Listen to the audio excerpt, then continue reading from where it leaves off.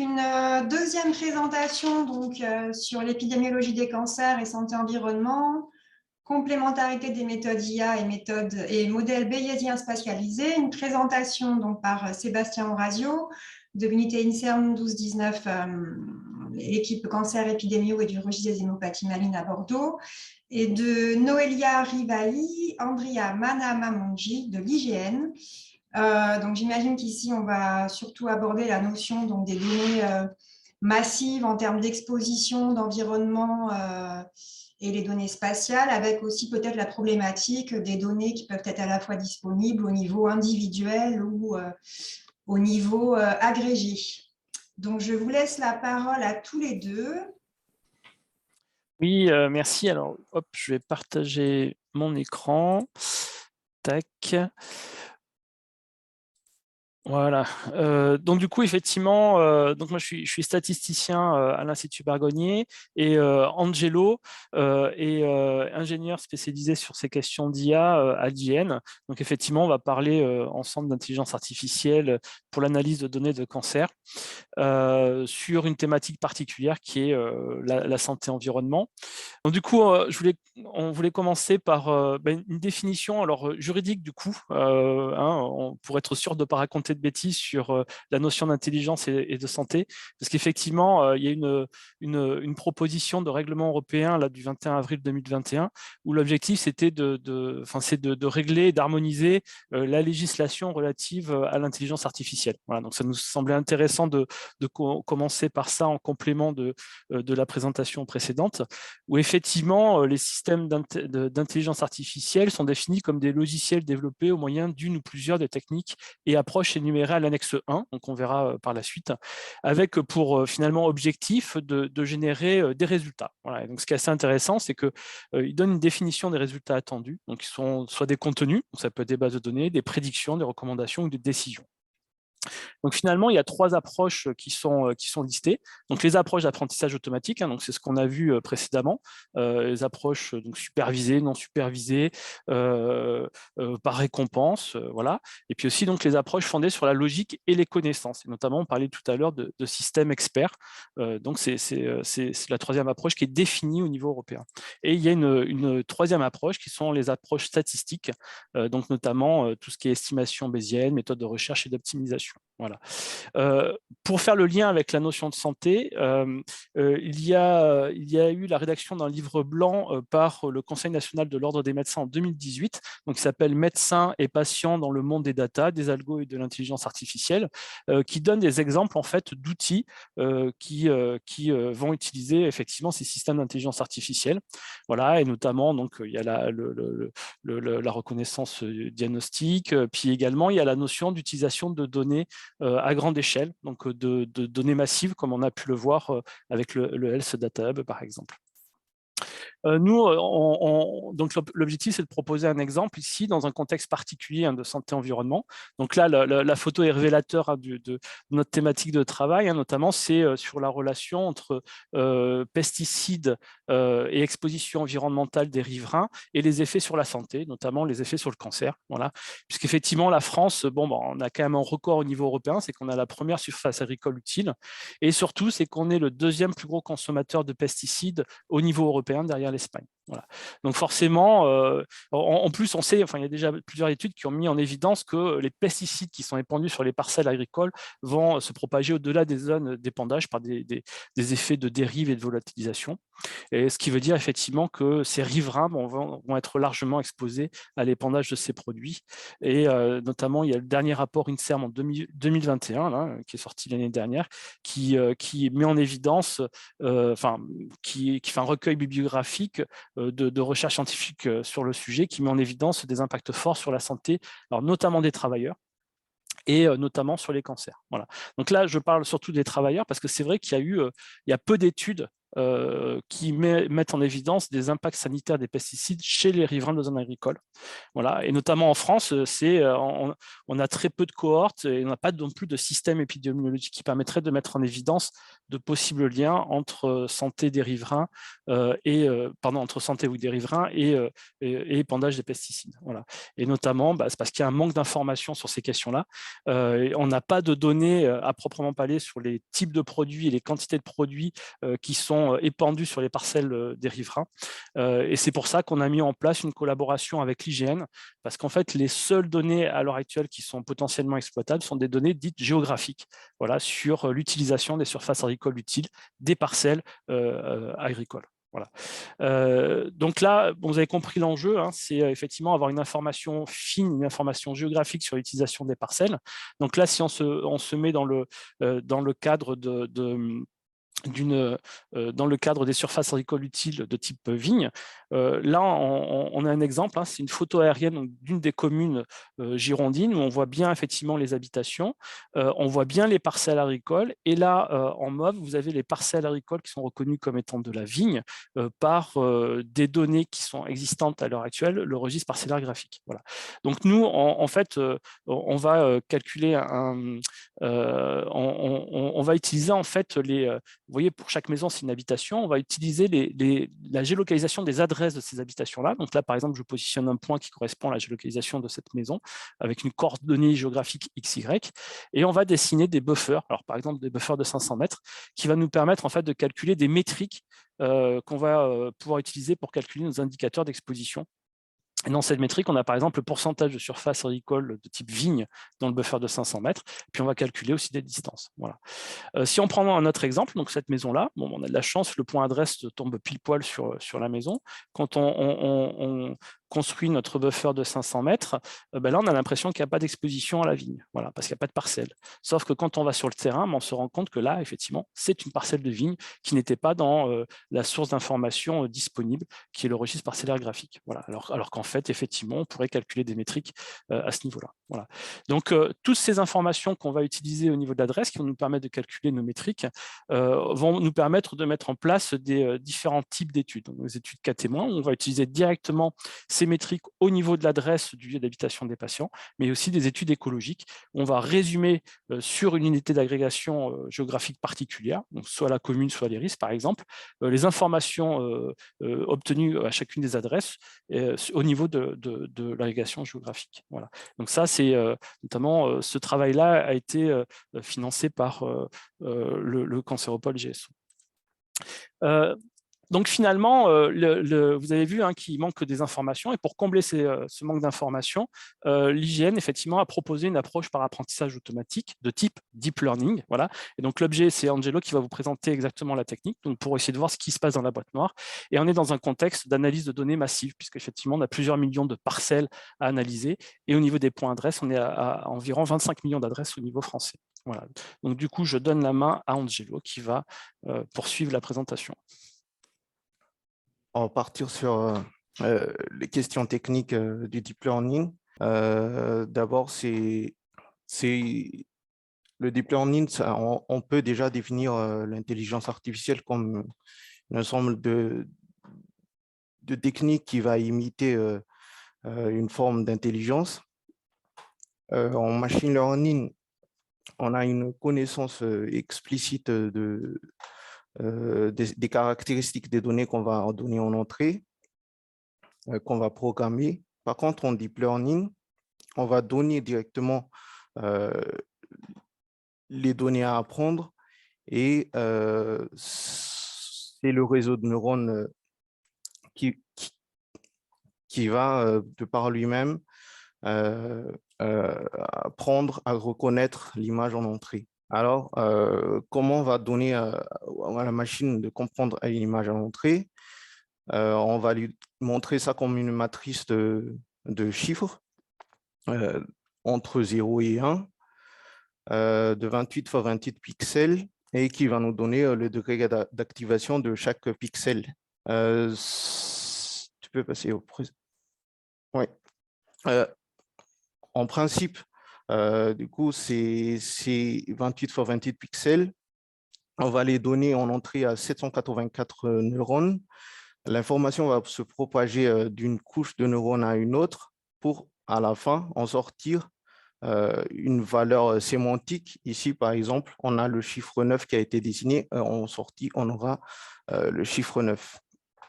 Si le modèle est là, très bien appris.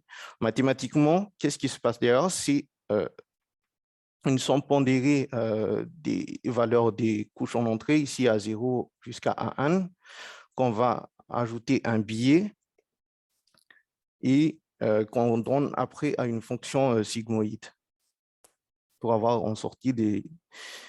Et conceptuellement, qu'est-ce qui se passe?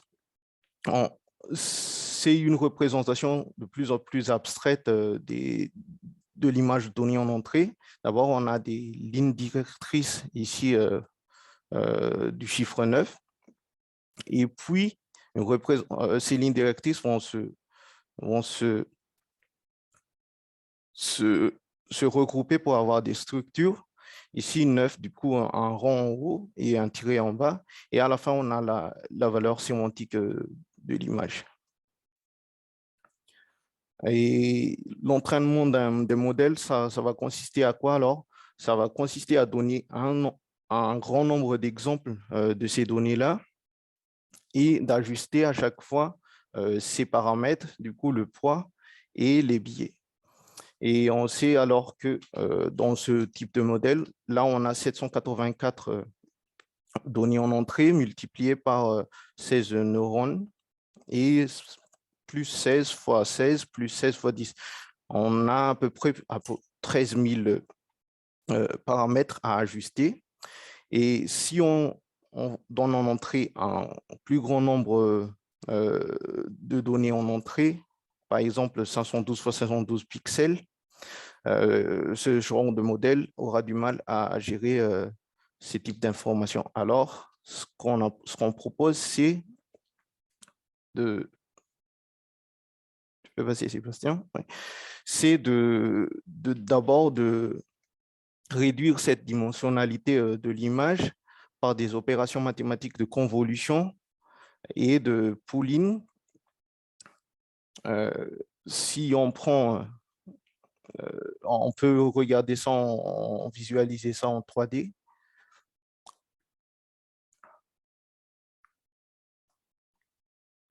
Si on écrit par exemple le chiffre 9 dans notre modèle, d'abord, il va faire des opérations de convolution sur la première partie, réduire après la taille de l'image, puis refaire une convolution sur cette image réduite, et ainsi de suite jusqu'à avoir une représentation de plus en plus abstraite de notre image. Et à la fin, on a le degré d'activation qui correspond à la représentation sémantique de notre image, ici 9. Dans notre projet, ce qu'on projette à faire, c'est de faire une segmentation sémantique. On utilise les mêmes principes que précédemment. D'abord, on va réduire la taille de l'image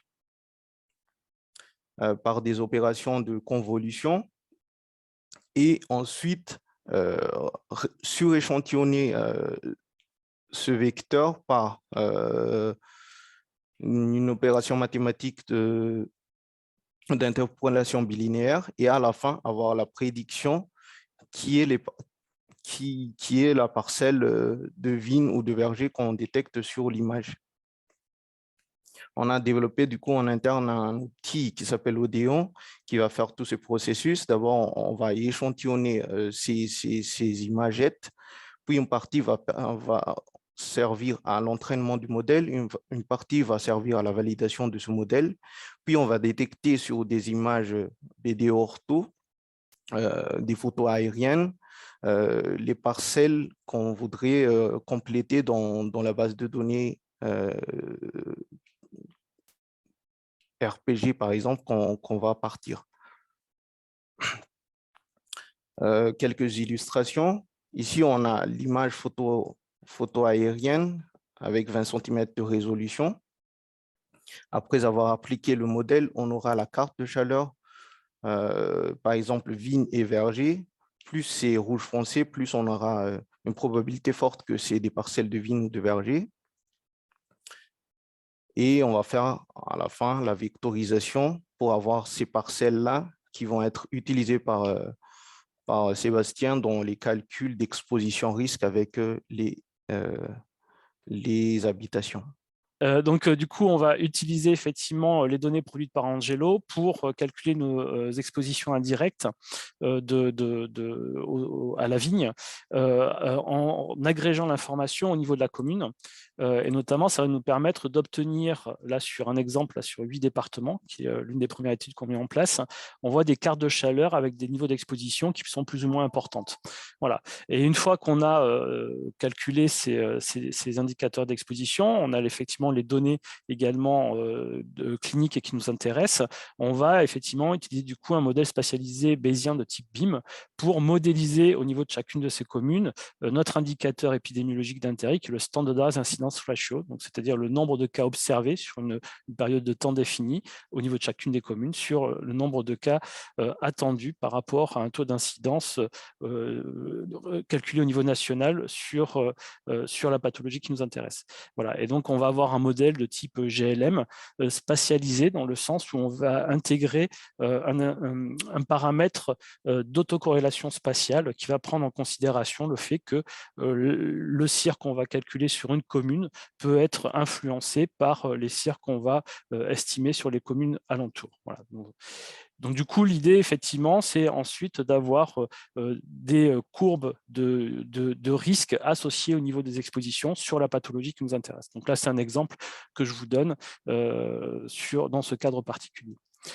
Donc au final, pour conclure, donc on a bien effectivement une approche d'apprentissage automatique qui nous permet de générer un contenu, c'est-à-dire une base de données avec les parcelles notamment de vie, mais ça peut être terre arable, verger, qui va nous intéresser. Voilà. Et ensuite, on va utiliser ces données pour calculer les indicateurs qui vont nous permettre de modéliser finalement le risque entre notre niveau d'exposition calculé et le risque de survenue de la pathologie qui nous intéresse. Voilà. Et l'idée, c'est de mettre en place effectivement un système de surveillance. Alors, santé environnement l'a axé effectivement sur le cancer, sur cette question d'exposition aux pesticides, mais ça peut être d'autres types d'exposition environnementale, comme les champs électromagnétiques ou également les UV, par exemple. Voilà. Donc, désolé pour ces petits problèmes techniques, ça marchait très bien hier, mais en tout cas, je vous remercie pour votre attention. J'ai bien compris, effectivement, à partir de des cartes hygiène, vous récupérez donc l'information au niveau des parcelles de la chaleur pour en fait attribuer ensuite à chaque sujet la probabilité en fait qu'il soit exposé, c'est ça Alors, non, alors ce qu'il faut comprendre, en fait, c'est que le travail qui est effectué, c'est de pouvoir venir accrocher sur toutes les adresses existantes en France. Donc, c'est ce que je disais, c'est à peu près 25 millions d'adresses. Depuis le 1er janvier 2021, en fait, chaque adresse est reconnue par une clé d'identification unique.